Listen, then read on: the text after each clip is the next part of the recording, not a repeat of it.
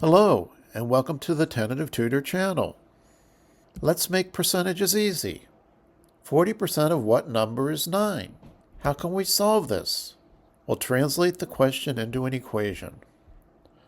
40% will be 0.4, of will be times, what will be w, and is will be equal.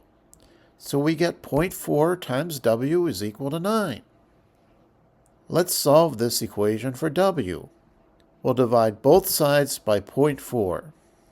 On the left we get w, and on the right we get 9 divided by 0.4, which is 90 divided by 4, or 22.5. So our answer is 22.5. Now here's our bonus problem. George's salary this year is triple that of last year. What was the percentage increase in his salary? Can you solve this one? Leave your answer in the comments. And once again, thanks for watching.